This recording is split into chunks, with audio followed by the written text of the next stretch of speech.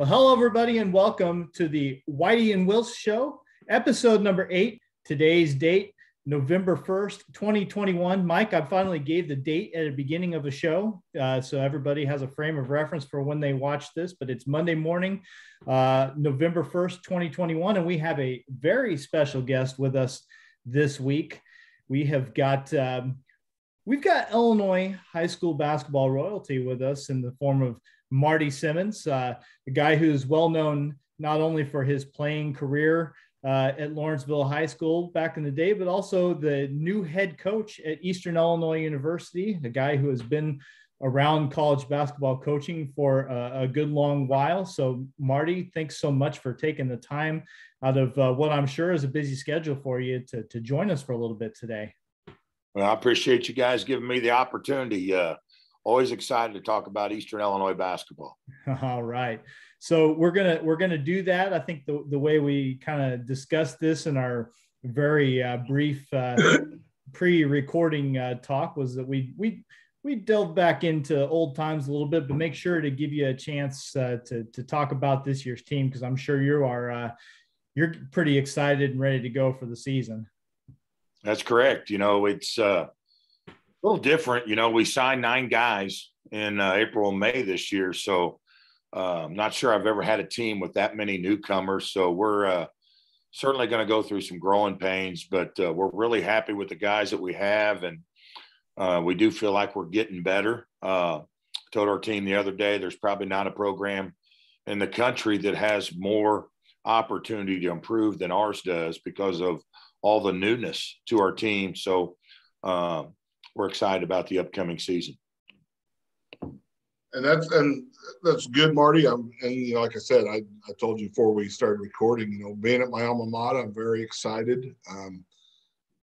Have to come up and see a few games. It's been a while. I think the John Collins, Kevin Duckworth era was, you know, of course I was a student then, but I was a regular attendee, and they were pretty good back in that day. And those guys are my age. They really good. Doug Crook was on that team. He yes.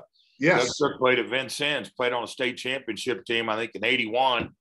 Then you know what, we were fortunate at Lawrenceville to play on 2 in 82 and 83. So to have 3 state championships 3 consecutive years in neighboring states like that, we thought was pretty cool.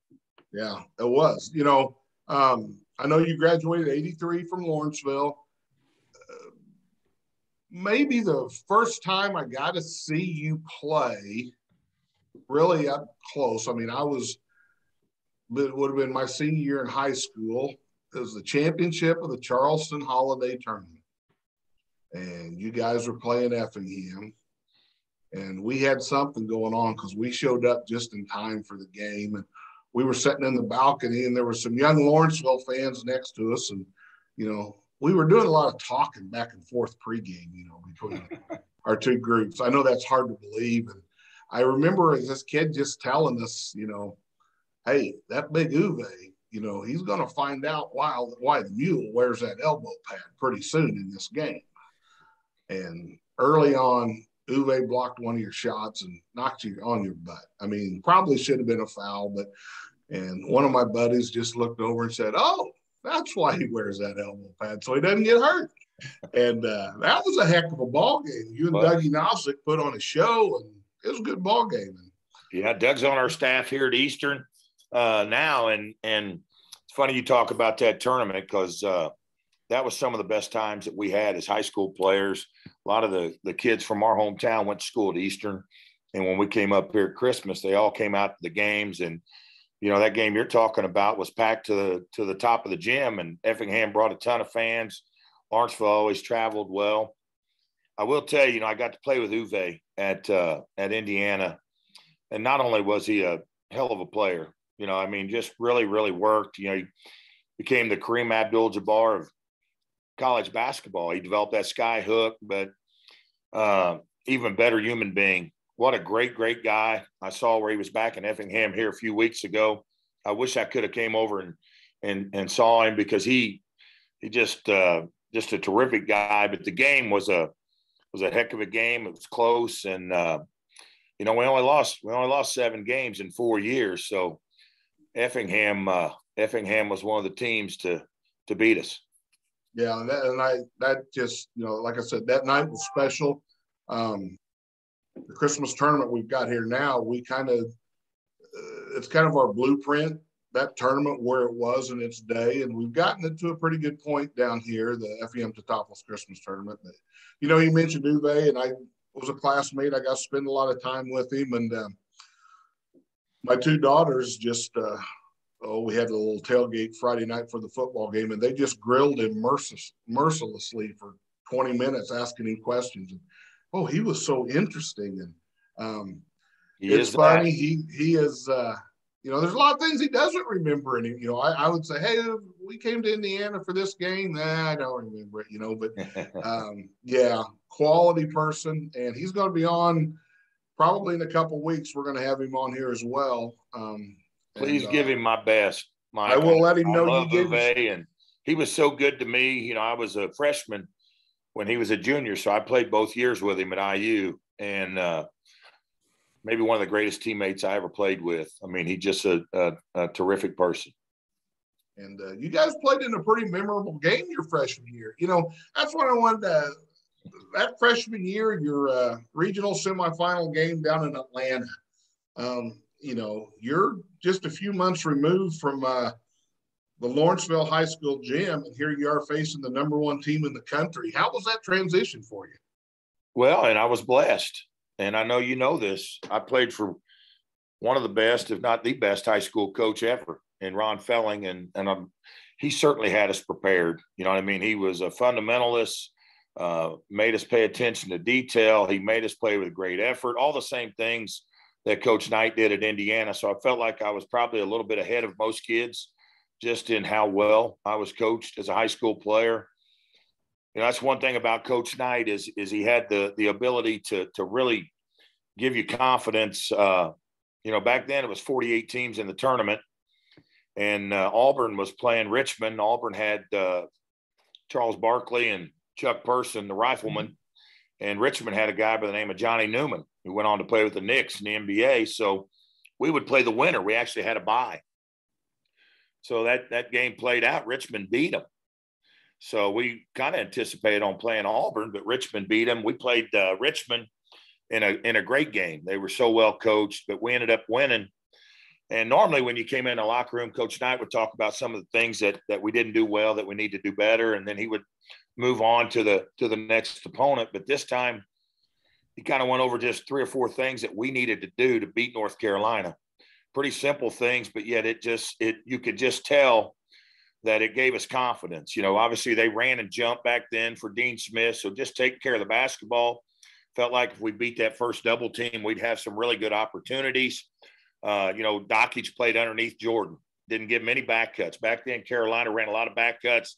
They liked the lob to Jordan, which gave their team a lot of energy. Dockage did a terrific job taking away his back cuts, keeping him off the glass and making him shoot perimeter shots. So, I mean, just some real little simple things, but he did it in a way that when we walked out of that locker room that night after beating Richmond, that we felt like we could beat North Carolina. Yeah, and I probably once or twice a year, I'll pull that game up on YouTube and watch it. It's some rainy Saturday or Sunday, and it's fun to watch because when you know the end and you hear the announcers during the game, they start buying in. At first, it's like, well, Indiana's off to a good start, Carolina, and then they start buying in, and it was a good one. And like I said, very very famous game. Now, one thing, Marty, I know you're Mr. Basketball in '83, and you're one of those 100 legends. That class includes the great Bob Zaruzin down here from Teutopolis. We always tease Bob, and he hates it. He hates any notoriety like that. So I just got to get that out there, in case he accidentally watches this, then he'll get mad at me for mentioning that. I know you were at Evansville your last 2 years of your career. I didn't realize you played in the CBA there. I thought you actually went to Evansville as an assistant early, but 2 good years in the CBA. Now, when you were an assistant at Evansville then, that's when I crossed paths with you because you would run Coach Cruz's summer team camp. Yes, sir. And, I was at lowly Hudsonville, and my second year we were 1-22. That's the group I had at team camp. But we were treated outstanding. I mean, you guys went out of your way to make sure we weren't like, hey, they're getting beat 20, 30 points every game, heck with them. No, my kids really enjoyed it. We had a blast. Now, I know you're a tremendous salesman because here we go. Here's my favorite Marty Simmons story. When you had the coaches, we'd have like at one dinner, and we went, I think, was it a Sterling Brewery? Yeah, you got it. So we're down in this coldest craft beer in the country, Mike. We're in this basement, nice room in this brewery, and fellas, this is the coldest draft beer you're going to have. This is coming right out of the vat. I was like, Marty, it's still Sterling. Hey, after 3 or 4, it all tastes the same, Mike. Yeah, it did. I give you credit. But I mean, just the way, Coach Cruz, he's coming through talking to us, and you guys really did a great job. And like I said, I'd seen you as a player. Again, saw you play at Indiana several times, and we'd come over and watch Uwe play. But, that was my first time really to interact with you a little bit. And, I knew at that point, someday you're going to be a pretty good coach, because when you shook hands and talked to us, you looked us in the eye. It wasn't like, hey, this guy's from lowly Hudsonville. Hey, there's a guy I want to talk to over there. But no, I mean, you took time with everybody. And again, you guys ran a great camp. We really enjoyed it, Mike. Honestly, it was, we were all, if you think back to the guys that were on the staff there, Steve Bennett, Kirk Sarf, Will Ray, guys were all Illinois high school coaches at one time. And Coach Cruz really valued what high school coaches, obviously stealing ideas through, going down to the Raskeller there and having a couple beers and, young players, in your programs, and just trying to build relationships. That way, when you did have kids, that you thought we were good guys, and that we were honest guys, and that we'd care for your kids if they came to our program. And those honestly were the most enjoyable. And, with COVID, we haven't been able to get that started. I actually came to Eastern Illinois when I was a senior with Coach Felling to the same type of camp. So we'd like to get that going here. I just think it's a great way, there's not a lot of pressure, and you can, get to know these coaches. They can get to know us. And, because honestly, Central Illinois and the state of Illinois, that has to be our hotbed for recruiting. And we're certainly going to hit it very hard. That's good. And you mentioned Coach Bennett. His predecessor, Coach Bishop, and I would cross paths several times. And Randy, just a great guy. And then, Coach Bennett, he'd give me grief, knowing I was from Hudsonville. Every time he'd see me, he'd say, how much is Martinsville going to hang on you this year? So, Coach Bishop, I hear, is back at Lawrenceville this year. He's come back to coach the team. And then actually, Steve Bennett was at practice a couple Fridays ago and spoke to our team after practice. Yeah. We'd had Randy. We had him here at our Christmas tournament, and we had to lure him by, promising him some chicken from Niemert's to get him to come. And then when he retired, Lawrenceville got out, and now he's back in. And I'm like, Bish, we can still hook you up here, So, no, he had a lot of fun at our tournament, sitting around talking with the coaches around here. And, when you'd see him and Coach Crawford having a conversation, you knew it was pretty deep or deep, full of something. Well, I should say that. Coach Crawford used to come to the camps down at Evansville, and he came when I was the head coach down there. He's one of I would consider it. Maybe he might not, but I consider him one of my close friends, and somebody that I've always been able to kind of use as a mentor. His team's over at T-Town. You'd be hard pressed to find any that played any harder, that were more prepared, and enjoyed the success that he did over there at T-Town. Kenny's a good man. I've known him for a very long time, and the only coach I was ever nervous to go against. I wanted to jump in here because Coach Simmons brought up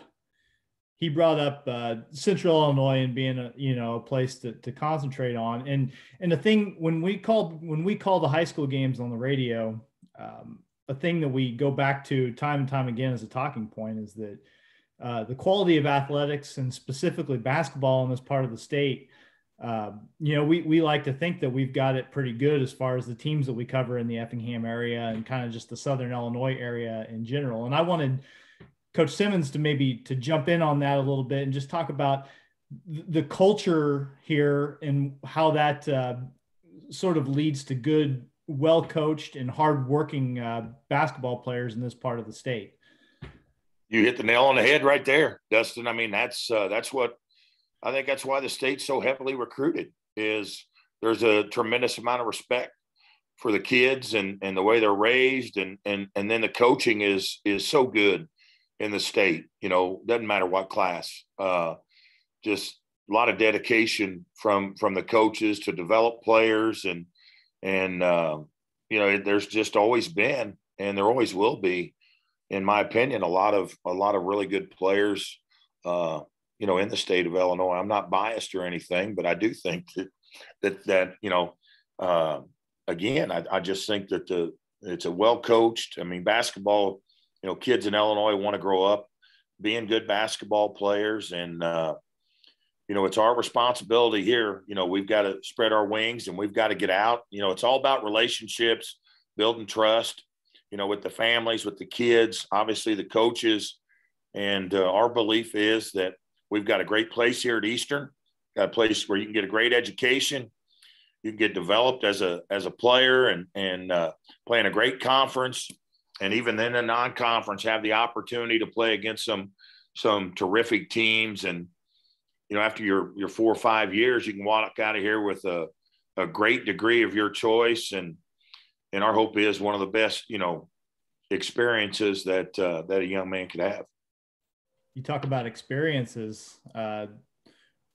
What is it? What's been the experience walking into Eastern and taking that program over? I know that anytime a coach comes in and they're in their first year, there's always a ton of work to do, but the first year especially, you got to start leaving your mark on things immediately. So what has been the process for you so far?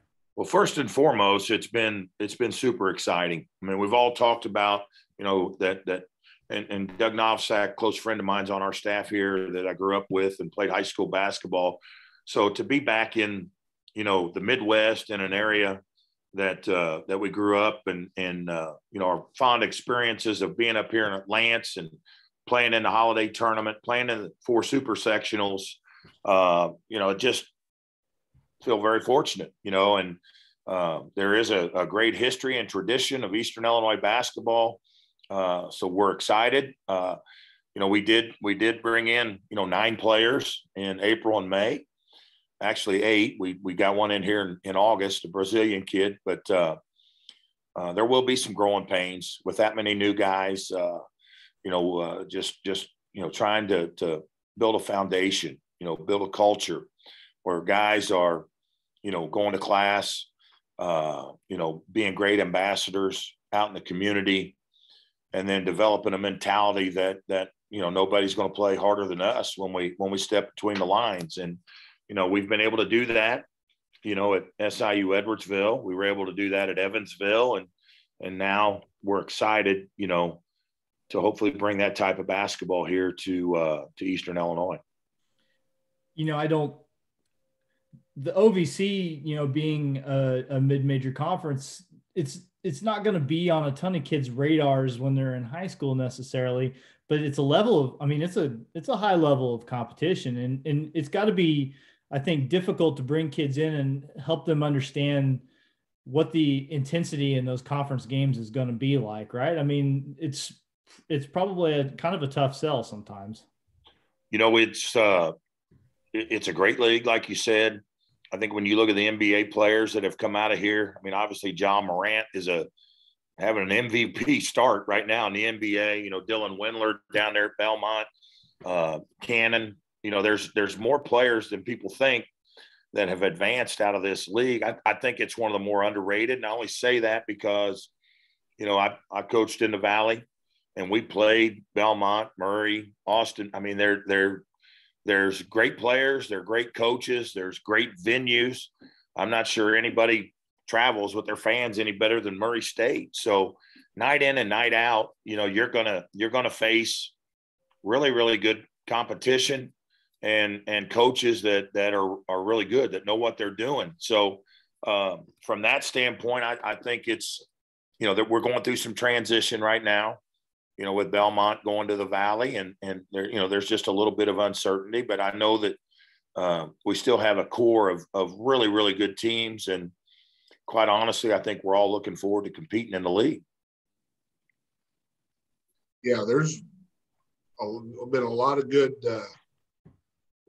games from that conference you catch on TV and see. And again, that's a good thing. And, getting that atmosphere in Lance. Like I said, I'm looking forward to coming. Now, Marty, I got a question. Your first year as head of the Wartburg Knights, was there a point, your first game, when you're sitting there going, what in the hell am I doing? Absolutely not. I was really lucky. Back then, I was in a position at Evansville they called a restricted earnings coach. You're only allowed to be in that spot for 5 years. I just finished up my third year. Eldon Miller, who coached at Ohio State and later at Northern Iowa, I called up there and talked to him. And he told me, said, hey, I never heard of Wartburg. I saw it in the NCAA news, but I knew my time was shrinking. So I called him and he said, it's awesome up here. Northeast Iowa is got great golf courses, great fishing, great people. So I jumped in there and got to looking at it. And, it looks bad because I was only there a year, but we loved it. And, the kids that play Division III basketball are playing it for the right reasons. I mean, they beat me to the gym every morning at 6 o'clock. We started working, we had 30 kids because we had a varsity and a JV. And it started out with 1 or 2 voluntarily. And by the end, we had all 30 coming in there. I mean, that's just the commitment. So that was fun. And they had a legendary coach there by the name of Buzz Levick. We went and got breakfast every Friday morning. We did some things to honor him. And, the kids were great. Administration was great. I just had the opportunity the following year to go back to Evansville, in a full-time position and have a chance to get out on the road and recruit. But I will tell you, that was one of the hardest things because those kids really bought in and they were really committed. We struggled that first year I was there, but I will tell you, Mike, that they hired a better coach and Dick Paith that replaced me, but he won 20 games with those kids the following year. We had 3 kids that had torn ACLs that came back and played their 5th year, which you don't see that a lot in Division III. So it was a great experience. And it's it just that first time out, you're always like, you're pulling from everybody who's influenced you. And then you're like, okay, now I have to channel this all into one approach. And I can remember having times where I'm like, well, what, when I was coaching, and I know fans thought the same thing. It's saying, yeah, what is he doing? But, I'd be like, wow, this is.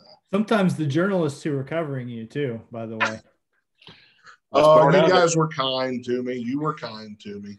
But that's I mean, you talk about pulling, and you guys can both speak to this, but you talk about pulling influence from the people that you're around. I mean, that never stops, right? From day one to 20 years in, right? You're always watching what the other people are doing and picking up a little bit here and there, right? I know I do. I won't speak for Mike, but I know I do. I'm not very smart. So you try to follow the people that are. And if you can take ideas away from that, I was real lucky. I got to work for one of the smartest coaches in the country down at Clemson for the last 3 years. Brad Brownell, he is a terrific coach all around. Teams are nationally ranked every year defensively, and he has one of the best offensive minds in the game. So I think that's really important. I think, You can be like Carolina or these teams that have one system and one way to play, and they're able to recruit those kids because they are Carolina to fit that style of play. And sometimes at our level, you're not, you have to make some adjustments. You know what I mean? It's not my way or the highway. You got to find some different half-court offenses, or play a little faster tempo, or extend your defense because of size. I mean, there's just a lot of things, and your ability to watch other teams and get ideas and talk to other coaches. I think I know for me, it really helps me. And I haven't sat on the bench as a head coach or an assistant for probably 7 years now, going on 8, I think. But I'll still see things, if I watching a game on TV, or, or if I'm somewhere, I'll come home. I've still got little pieces of paper stuck in a folder. Hey, I saw this here's a set I liked, or here's wow, this out of bounds play just, So you're always, it's stealing. I mean, everyone would say that's stealing. I would steal stuff from everybody. But it worked. You keep the things that work, and and your relationship with kids. When I was coaching against Coach Crawford, I was his last year at T-Town. We squared off in a sectional championship, and everybody thinks, oh my God, we talk all year about stuff, and hey, we got to collect everything we can get on Pinckneyville and Nashville, because one of those two we're going to face at state. Either you're going to play them or I'm going to play them, and it's going to be one of those two. So we were constantly talking all year, and then I felt sorry for him since he was retiring, so I let him beat me at the buzzer in the sectional, and then he went to state his final year. So, but really appreciate but that. it is, you're always picking those things up. I agree. Coach Simmons, did you know that college coaching was the route you wanted to go? Or, I mean, high school coaching, is that ever something that crossed your mind, or was it always going to be the college game? All the above, Dustin, all the above. When I got out of college, I know this will shock you, but I thought I was going to be the next Larry Bird. I thought I was going to go to the NBA. I tried out with the Celtics, the Pacers, and then the Utah Jazz. Jerry Sloan was an assistant coach at that time with the Jazz. I stuck there and was able to go through veterans camp, and I got cut on the last day with you'll probably remember this guy. Billy Donovan and I were the last 2 guys cut. That's when I believe they had 12 on a roster.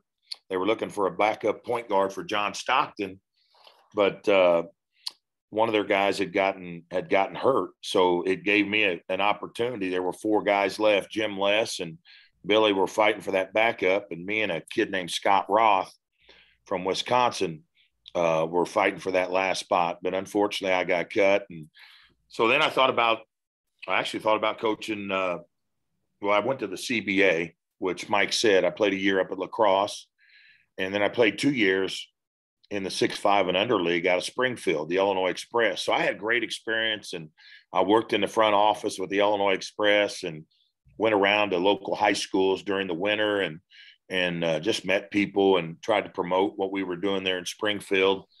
Then I decided I wanted something different, and I was really close to becoming the freshman coach at Evansville Wrights, and looking to maybe go into selling insurance.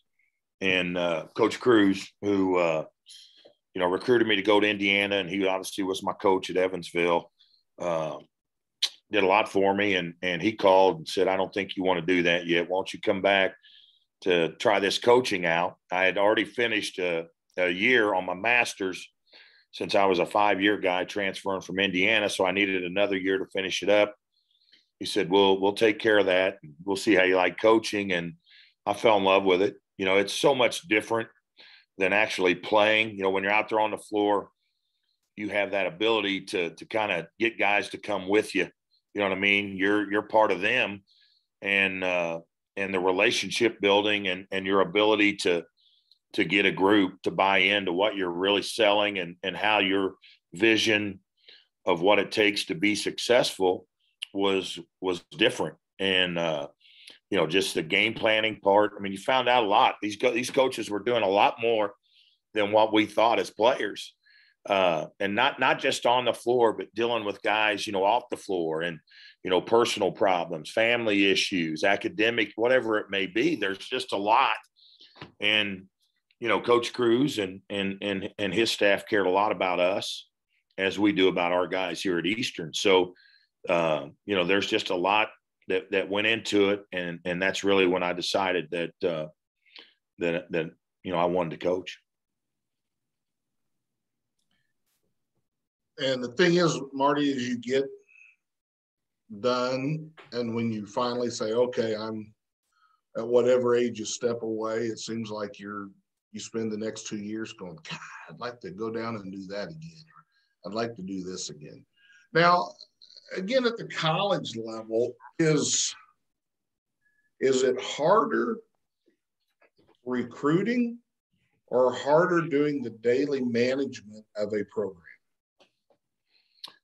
Oh, that's a good question. I'd say it probably balances out. There's going to be some years where, you have some kids locally, or it's cyclical in that where the recruiting's a little bit easier.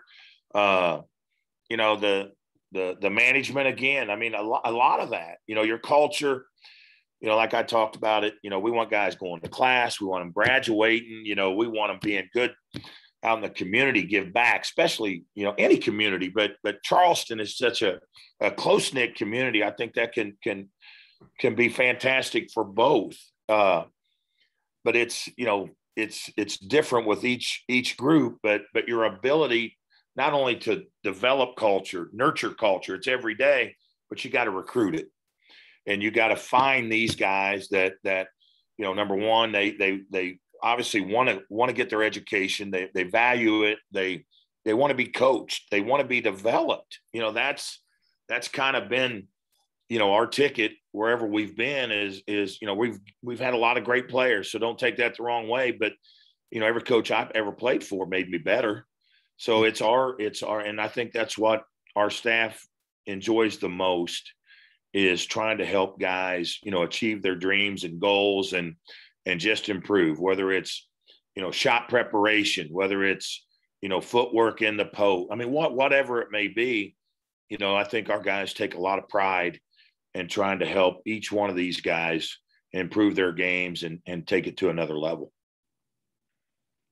And I think another thing is, again, important, being in the area, is being visible to the area coaches. And again, you mentioned, getting back to the days of hosting the team camps. It seems like in the past, when there's been some tremendous players here who went D1, I've had kids tell me, I never heard from Eastern because they were, ended up in Indiana or University of Illinois or, some of that stuff. And you mentioned being out there because, hey, at some point there's going to be a kid in this program that's going to be a good fit for you. And then you've got a foothold in there. And, that's another thing I think is awesome. I know it seems like the AAU stuff has kind of taken over the recruiting, as far as there's more time, you're more efficient at an event like that, seeing kids, than the old days of sitting in a high school gym to see one kid. And I know it becomes a time constraint, but, that's the thing I'd like to see, is that Eastern thumbprint back on the area, where when there is the kid who is that level, that's where he wants to go, is to an Eastern. I agree. That's our goal. And you hit on it there, Mike. Even the kids that may have the opportunity to go to the next level, and play. Have a good relationship with the player, their families, the coaches. That way, if things don't work out, then there's always the opportunity. I think it's a great opportunity to, the portal's a crazy thing. It's changed the college game tremendously. So just to have an understanding that, and not to ill will. I hope they have success, but I was a kid that went to Indiana, and transferring to Evansville was probably the best decision I ever made in my life. And it can be a great thing. And obviously Coach Cruz being the coach there, I didn't know a lot about Evansville. I went there because of him. So your ability to make an impression and get kids to trust you and know you care about them and their families, that way, you may get a second opportunity.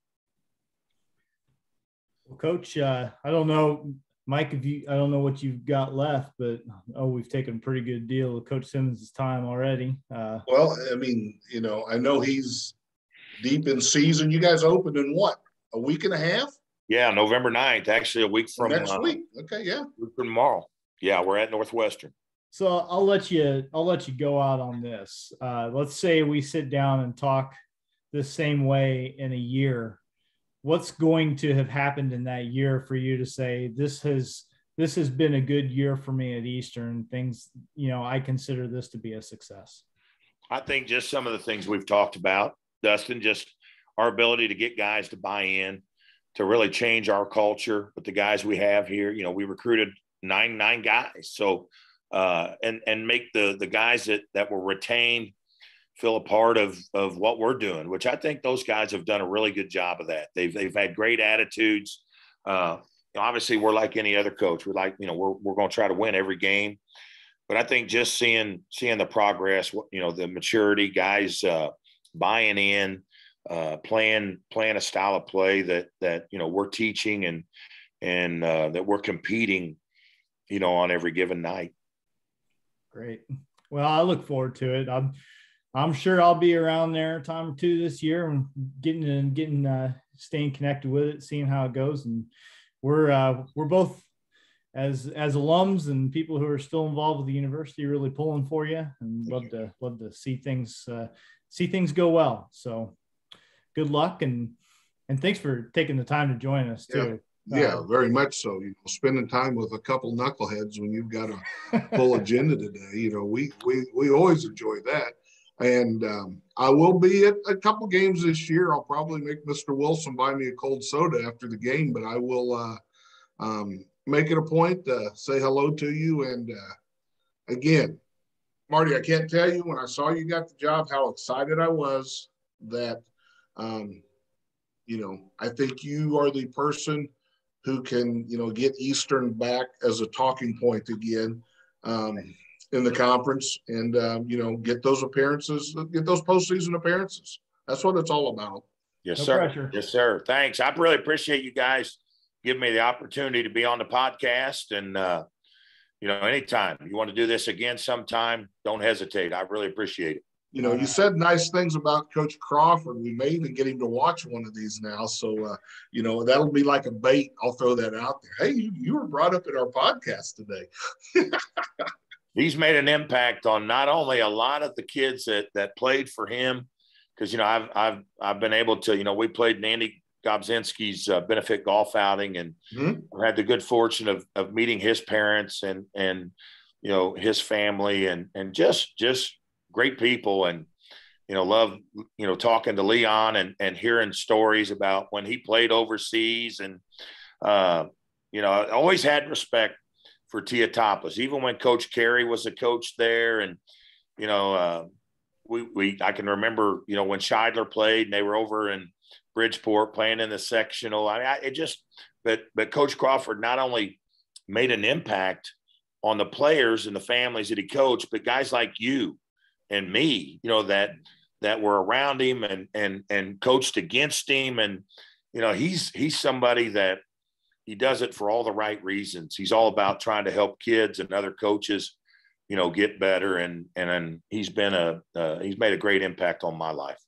Yeah, and he has. And his last year, he went 2-1 against me. We had three major battles, and I'm good friends with a lot of kids on that team. And, we talk about it. They only want to talk about their 2 wins. They don't want to talk about the loss, but he has. And this area, there's a lot of people he has influenced that he'll never realize the influence he had on him. And he's great friends with Coach Felling. And how lucky were we to grow up in a community with a legendary coach like that. And he's nobody's made any more impact other than my family on me and than Coach Felling. And to this day, you know, I get teary-eyed talking about him because he just got a huge heart, and he pushed us, and he cares for us so much today. Like we talk all the time. He's so excited to come over and watch us play. You know, he's got great memories and being in this in Lance Arena as well. And, you know, you look back and, you know, sometimes we all get to moving a little bit too fast, and we kind of take a little bit for granted just how lucky and how fortunate we were to grow up, you know, in an area and have people around us that really looked out for our best interest. And Coach Felling, I put him up against anybody, Coach, as far as, you know, you got one game, you got to win that one game. I think I'd bet on Coach Felling because he be hard not to pick him. That's for sure. And I'll probably get to go back to a couple of games over Bloomington, Indiana this year. My daughter's a sophomore over there now, so you know, I told her, I said, you got to get some candy stripes, and I want to come over and go to a game. And we went over and watched him practice. Doug and I went over and watched him practice. It was the second day. We took the first 3 days off. We went and watched Purdue and Indiana State. And Thad Mata is on staff over there. He sat and watched. And obviously Mike Woodson's one of the all-time, I mean, that, you know, they're going to do a lot of great things. And you can say what you want. I mean, there's not a more traditional basketball program and better fraternity of former players. And I'm excited to watch those guys play as well this year. It's not much better. Back in the day when, like I said, when you were playing and we'd be over there with Uwe watching, no better atmosphere. Amen. And I will let Uwe know you said hello to him. Thank you. And Thank you. I will pass that along. And he, I know he's going to be back. He may be back in town this year yet. There's a chance. So I don't know. Well, maybe we hook him up. He happened to stumble into one of your practices. Yeah, awesome. He's always welcome. You better believe it. I actually played with his brother down at Evansville. Olaf. Yeah. He had gone up to Illinois, and so I got the unique experience of being able to play with both. And he was a terrific young man as well. Just super, both of them, great guys. Yep. Well, Coach, thanks. And really appreciate the opportunity to talk to you. And I'll see you this winter. Dustin probably see you. And, you know, we hope to have you as a regular guest on throughout, you know, every year on this. Hopefully the podcast lasts that long. I think it will. So we'll look forward to it. Awesome. Thanks, guys. All right. Thanks, Marty. All right. That was Coach Marty Simmons, now at Eastern Illinois University, a guy who, I don't know, if you pay attention to high school basketball in this area, you've heard his name, you know, you've at least heard his name. And if you were around then, you saw him play. And so we were very fortunate to have Coach Simmons join us. We've been very fortunate to get all the people that we've had on here. This is our 8th week, and we've had some great guests. So we just had a D1 coach, Dustin. Yeah, you know. Dabo Sweeney was busy, so we got Marty. You know, a different sport, but you know, and I'm sure Marty knows Dabo from when he was at Clemson as an assistant. So what else have we got? I know we spent a pretty good chunk of time there talking to Marty, so we can be brief with the rest of this. But I think the high school wise, everything. I mean, cross country's got state coming up this weekend at Detweiler and Peoria. If you ever get a chance, incredible race to see, and it's a good place to view. You just hope it's dry because you're parking on like a golf course across the street on their driving range or on a fairway. Sometimes if it's a little damp, you get a little soupy and you got to wear muck boots, but just a tremendous place. And the race and the cross-country kids, we talked about it, they're special. And it's fun. I've been up there to see 2 state tournament or state runs. Volleyball, I think now is in the sectional phase. Coach Mills at Teutopolis retired they got beaten as, I believe, sectional or regional championship, and he announced he's retiring. I know he's put a stamp on the volleyball program there at the Topless and tried to get it up compatible. Girls basketball practice starts today. Well, and those are two subjects that sort of intertwine, because if you've got a volleyball team that makes a little run here, then that butts into your, if you've got any multi-sport athletes, then that kind of butts into their time, because they cannot practice with the basketball team until they're done with their previous sport. Right. Similar with football and basketball. If you got a football team that gets a deep run, because you've got to give those kids some time off. Yep. Their bodies, they need a few days just to heal. It's just it's tough. And I think overall, I am a proponent of kids playing multiple sports and not specializing. I think it's good for them, because the fact of the matter is that sports are they're just a part of their high school experience, and it's not going to define them when they grow up most of the time. And so they need to experience all those things. I think that it's good. But it also presents a challenge this time of year when you're a basketball coach who wants to get the ball rolling. And I mean, they start practices today, and they're going to have games in 2 weeks, volleyball girls there or not. And so they well, and I think if you're a girls basketball coach who has a successful volleyball program, you're aware, you learn to share kids. And that's some schools you'll hear talk where football and basketball coaches don't like to share. Football kids are encouraged not to play basketball, vice versa. It's successful schools share their kids, and those coaches get along and they support each other. And I think another way you got to look at it is that if you're a girls basketball coach and you've got these volleyball girls that are winning, well, that could pay dividends later on in the season too, because there's going to be some high pressure moment where even though the sports are different, they can still tap into the feelings that they were feeling when they were playing in a sectional final or a super sectional or God willing, deeper than that. And it'll calm them down a little bit. It won't be the first time that they've been under the bright lights. And so there's right. And that's the thing said for that. It's the spotlight. And it's when the spotlight gets bright, if you've had no experience with it, people stumble. Some people stumble the first time they get exposed to that. Whereas a lot of times when you've had kids who have been exposed to it through another sport, hey, they're kind of used to the crowd, oh my gosh, look at all these people here, So yeah, it's an exciting time, and and that means next Monday boys start practice. So there's a lot of gyms in this area that will have a lot of traffic, and everything I'm seeing, reading, hearing, there's no restrictions on attendance right now coming down from the state. I think on that side of the ledger, it's looking better. Numbers are getting better. So I think as close to normal as we can get, I think is what we're going to experience. I hope so. Yeah.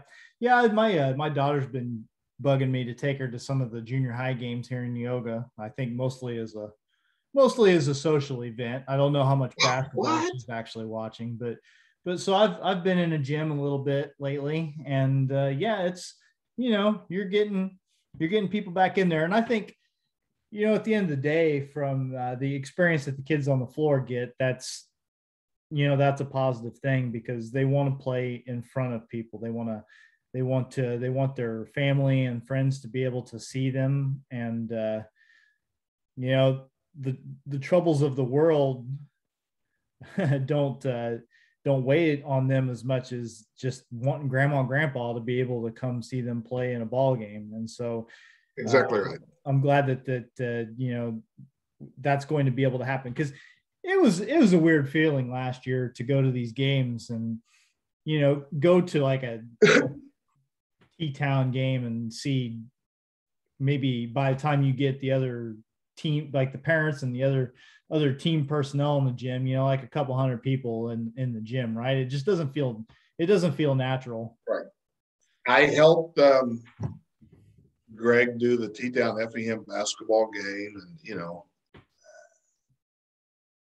just eerily quiet. And being there, there's nothing like the electricity in the air before tip-off of a T-Town St. Anthony game.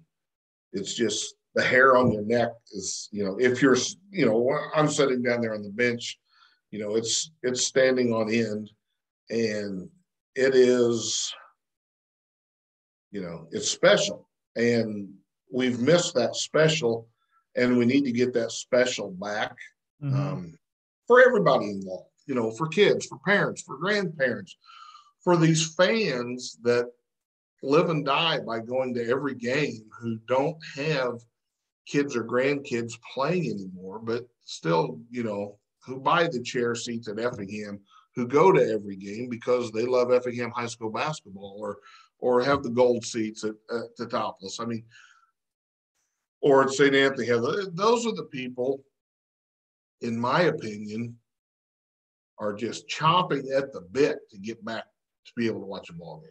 Because last year parents could come in. So you had that, but not the same. Not, and the atmosphere, and the student sections.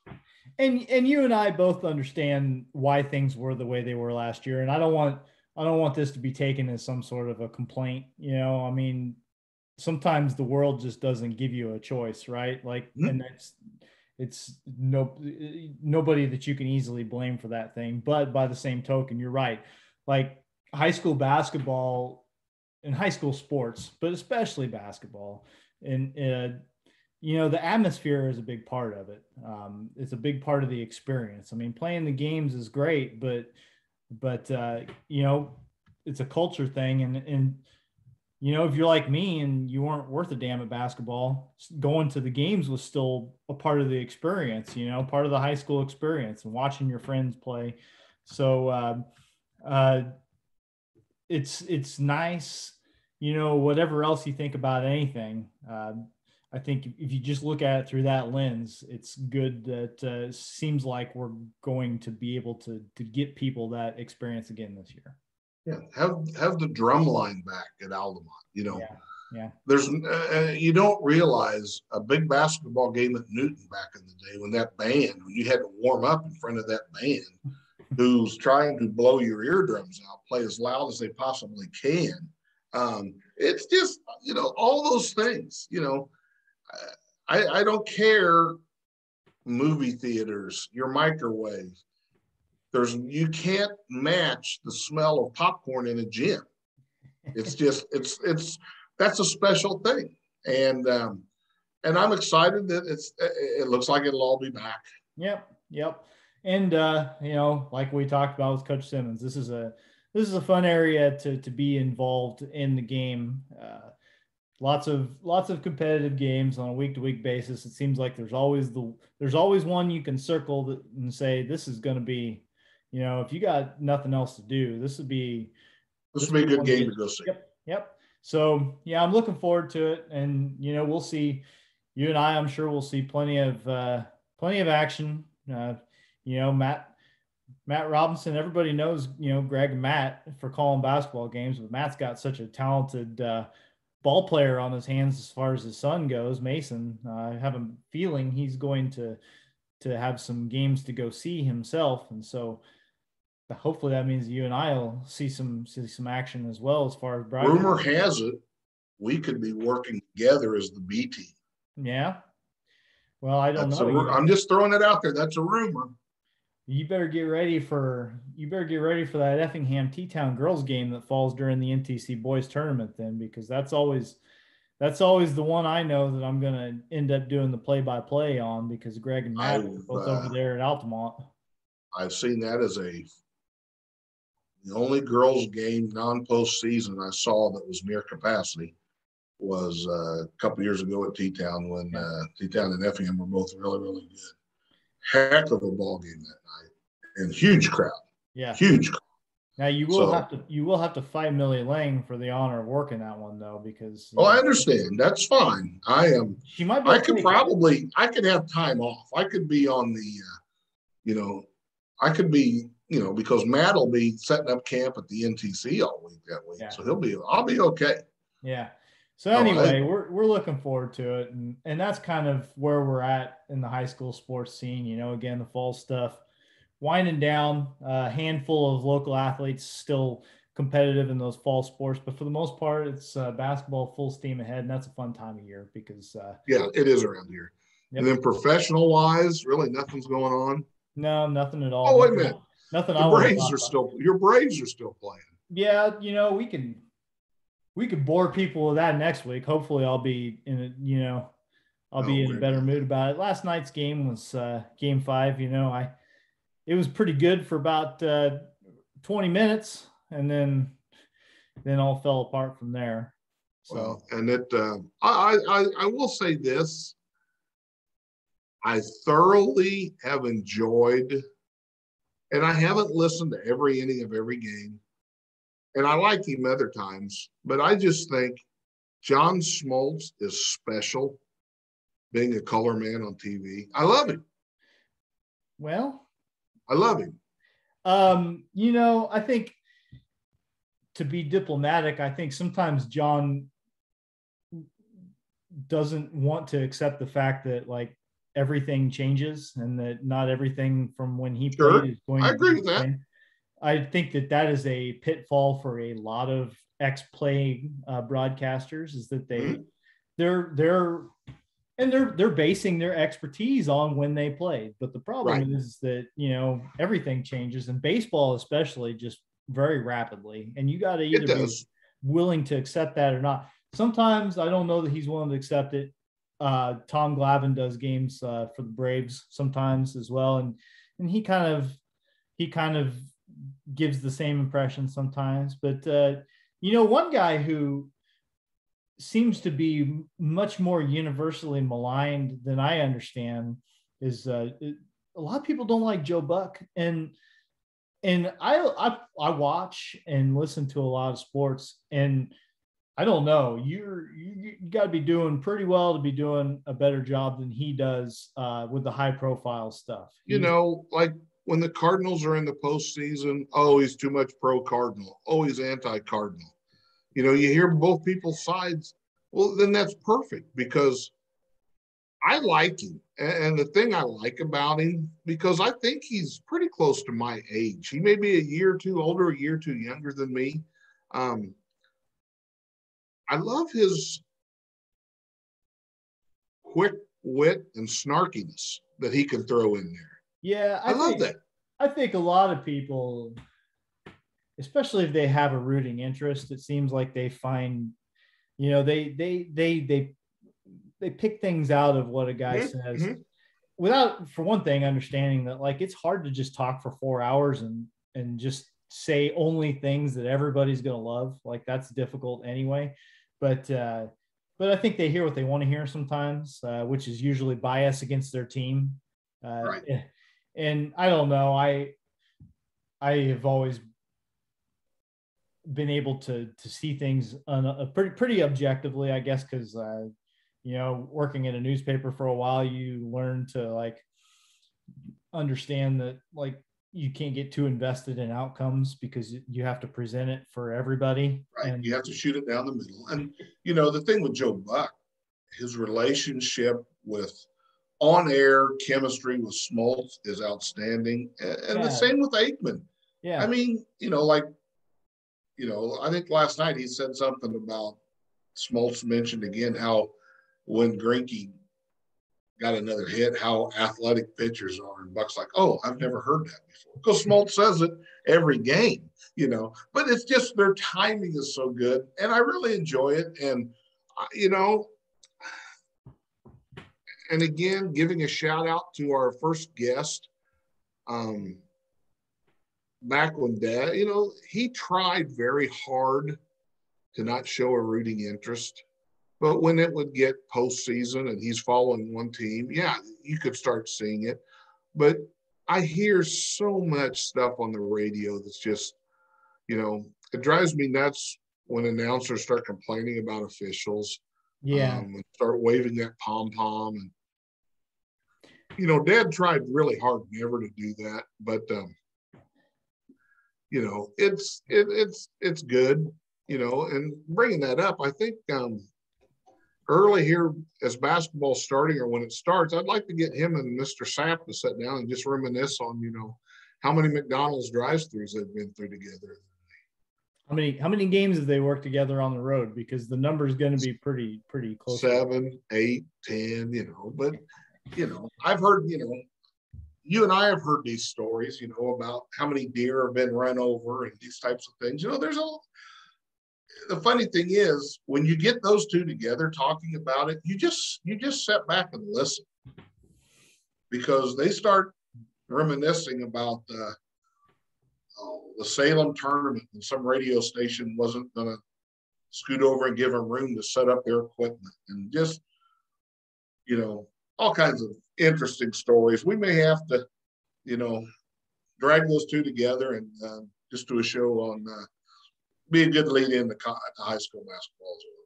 Yeah, you talk about waving pom-poms, and you gotta know, like when we do football games, we feel pretty comfortable showing a pretty clear Effingham bias, because we know that everybody who's listening wants Effingham to win for the most part, right? Right. Like we're not drawing listeners from Lincoln or Muhammad. It's like you're not doing a St. Anthony Dietrich game where you're like, hey, we cover both of these teams, And I'll fall into that where, like, if I'm doing they generally call me to do a Neoga game every year because I'm in town anyway, right? And so yes, I've always tried my best. Deep down inside, especially because it's always Neoga against St. Anthony, right? And like that's a good win for any Neoga team any year. And so like there's always going to be a part of me that is 17 years old again and wants Neoga to beat St. Anthony, but that's not a personal thing. And I try to sit on that as much as possible. And that's just being a professional, right? Like that's just doing a good job. And a lot of play-by-play guys for professional teams can't put that aside so well. And so when you see a Joe Buck, like you just have to I compare Joe Buck to like any one of the regional network broadcasters I hear on a year-to-year basis. And like, he's just head and shoulders ahead of them. Like there's no reason to hate him as far as I can tell. Right. So, well, next week, hopefully, you may talk to us about ordering your Braves World Series champ T-shirt on Amazon or something. Yeah. And I hope that's the case. Again, I really like Freddie Freeman. Something about him, it looks like he should be from Effingham County, just the way he moves around and plays. And stuff I've read about him, sounds like a tremendous person. So I think as much as anything, that's why I'm drawn to the Braves. Well, they're a likable group of guys as far as I can tell. I have been at this too long to get too invested in the character of a player because you don't really know them. You watch them. Right, exactly. And so they will let you down if you get too tied into who they are as a person. But I do think as far as watching a professional team from afar, like it's hard to look at these guys and not find them to be someone you can root against. The Braves, and we're not going to get into it, but the Braves have plenty of things going on around them that make them unappealing or appealing to certain people of certain ideologies. But I'm usually the guy stumbling over words there, buddy. I wasn't exactly sure how I wanted to phrase it. I goofed it up a little bit, but yeah, there's definitely some much more important conversations than we need to get into surrounding. And that's not the gist of what we do. No, but just from a guys on the team type of perspective, you know, there's a lot of fun personalities, guys who are clearly having the time of their lives out there. And I don't know how you could say, I want that guy to lose. And so, you know, so if the Braves win, yeah. Okay. You will wear pearls next podcast. If I can, yeah, I don't. My daughter had some that she wore with her Halloween costume. There you go. They're in the White House then. I could put those on. They're probably a little tight on me. Yeah, she changed her mind for trick or treating at the last minute. She was she had a costume in mind, and then she decided she wanted to pull the Dustin White move and dress as a Braves player. That was pretty much me my entire childhood. It's like, just throw on some baseball pants and a Braves jersey, and there you go. So would you wear the Ralph Guard jersey? Or that's even before your time. Yeah, that's before my time. I was always David Justice. David Justice was my guy. Going back to even before he hit the game, what turned out to be the game-winning home run in Game 6 in 1995. He was my guy. It tore me up pretty good when they eventually traded him. I was not quite understanding things at a level to know why that happened at the time, but that was my first player that I idolized, and probably also part of the reason why I just said what I said about maybe don't idolize players too much for anything other than what they do on the field. Exactly. But yeah, I don't know. I think we've talked long enough, Mike. Again, thanks to Marty Simmons for joining us this week, and to all the guests that have been with us for the first 2 months. And and I'll make the same plea that I make every week. If you're watching or listening to this and you enjoyed that, and you like the caliber of people that we have been able to get in here, make sure you share this or tell people about it. The way we grow it and continue to convince people to come on and talk with us is by showing them that we have an audience. And so you're a part of that. And we appreciate everyone who's left us nice comments, said things to us in private about it. We're having a lot of fun with it, and we've got some good stuff lined up for the next few weeks as well. Yeah. And like I said, I think another very good show. Again, I thank Coach Simmons for taking the time out of his busy schedule. I got to give a shout out to my Scott Wilson for helping us get this set up, so which was good. Always count on those Wilsons for good things. Yep. So, Whitey, next week's number 9, and then we get to double digits. And that'll be about the time to really be into the high school basketball. So we'll have plenty of good stuff to talk about. Yes. All right. Well, Mike, have a good week, and we will talk to you next week. See you later, Dustin. All right, later.